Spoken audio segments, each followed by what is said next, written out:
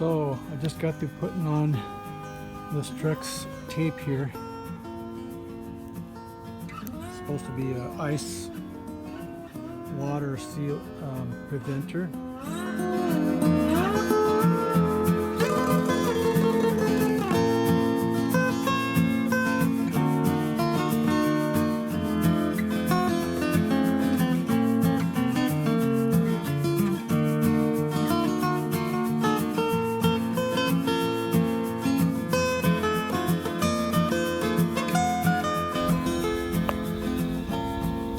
So here's the Foggy Wharf, Trex composite decking, and I put some of that Trex tape on my joists. I don't know how good it will be, and I reinforced the places where the posts are going to be. And here's the deck, and the hardest part was getting that first board straight, but I still wasn't able to get it perfect. It was like off 1/4 inch, but I just said I'll figure out the rest at the end out there. And there's my steps. Put 6 stringers. There's 4 foot wide steps, and I poured a slab down there. And what I wanted to show you was the ends here, the ribbed, or what do they call them, scalloped ends. And what I want to show you is, if you could see, there's some of these boards where my joists aren't exactly straight, and right over there it's kind of wavy, but you can see it down here, but you can't see it when you're on the deck. So anyway, for those that are going to be installing this enhanced composite, it does pretty good. Here's the ends, and I'm going to put the fascia on here, and here's underneath the deck what it looks like.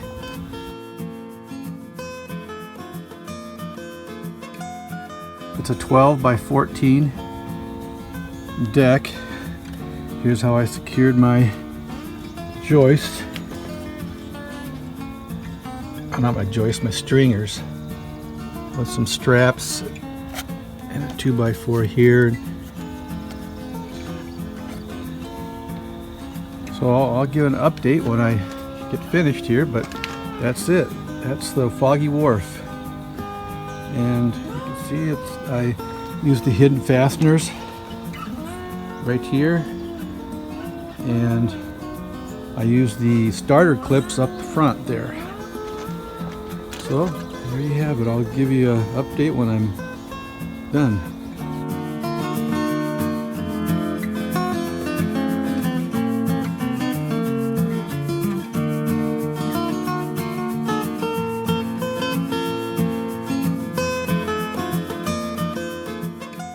So I wanted to show you, Trex recommends a 40 tooth blade, and they sell one, but theirs is a little bit more. This one is just a general purpose saw blade, 40 tooth, and it works just fine on this Trex composite. And here's the blade here. You know, it's a 40 tooth, but you can just see what it looks like. And it cuts just fine and perfect. And I'll show you some of the cuts here in a second. So here's the cut that I just made. You can see that, you know, it's really smooth, and this one's smooth too.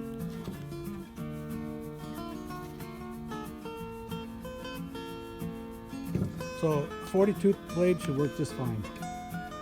So here's my step with my T-clips in, and here's the piece. Here's the board that I just routed, the square board.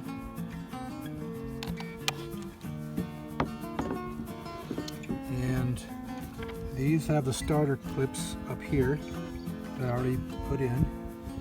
So we just move this forward, and make sure it's even on the end.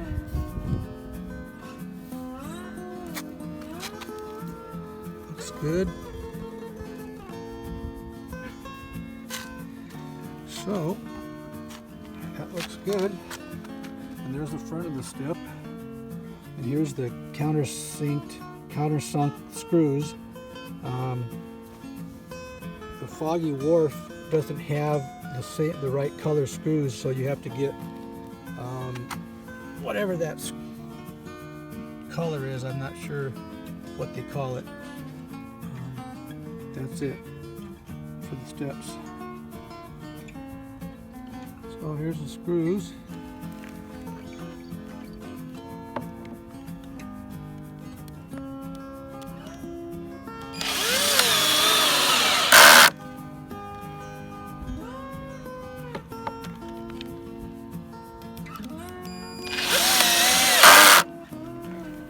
That's it.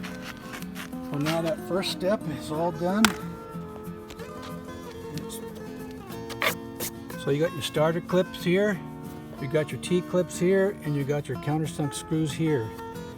And that's what the first step looks like, and it takes a long time, but eventually you're gonna have a nice deck with this Foggy Wharf. I really like it. I thought it would be not strong enough because of the scallop back, but it is pretty good. It's strong, and I like it.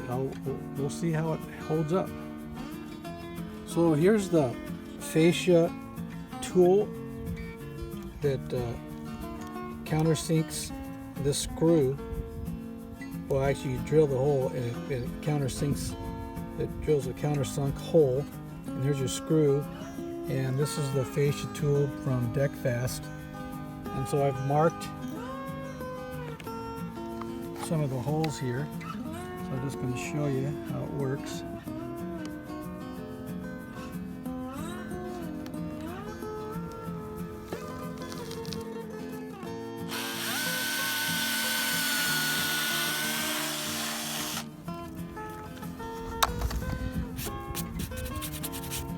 There's the hole, and your screw goes in there, and it just countersinks.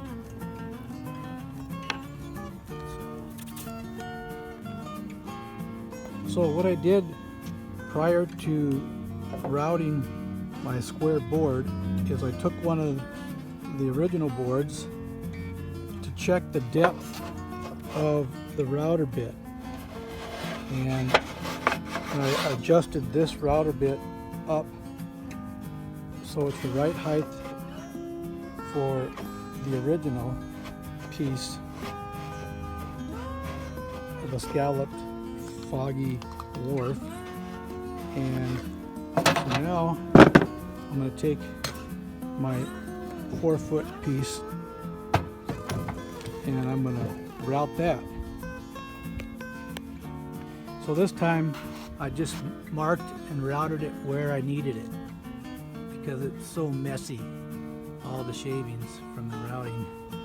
So just every 9 inches on the steps, or wherever there's a stringer, and that should be a lot better than, but whatever works for you.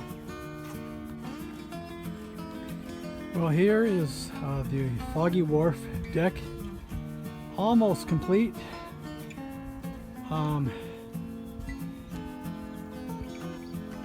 It's really coming along good. The decking is all complete,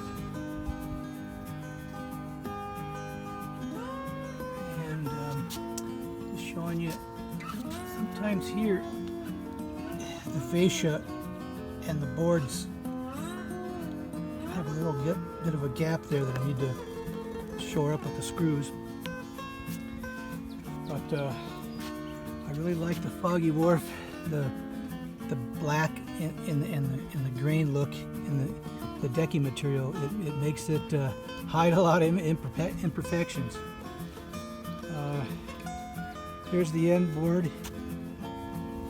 It's about, I'd say, 2 inches, 2.5 inches. I had a cut, and yeah, you have to screw those in.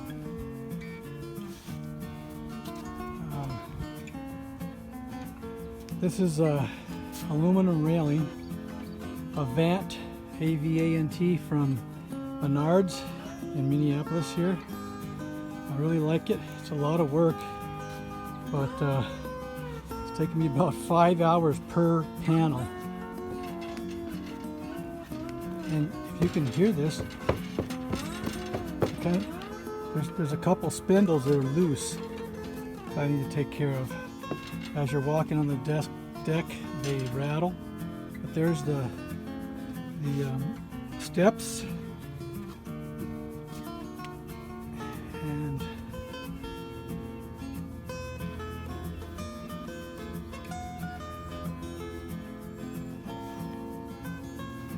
I haven't got the fascia on the steps yet. There's the fascia on this part of the deck.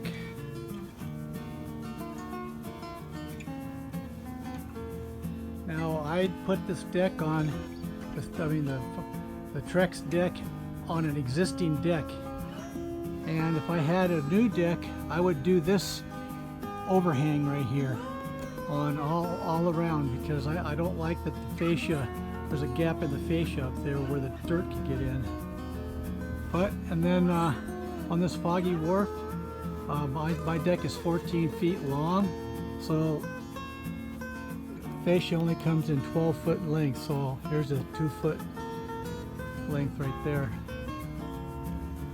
But that's the deck, and I would recommend this Foggy Wharf, especially since you know, it's $40 a board compared to the $70 for the regular Trex. And I chose to go aluminum railing because I hate painting, and I hate the look and feel of the plastic Trex deck or Trex railing. But there you have it.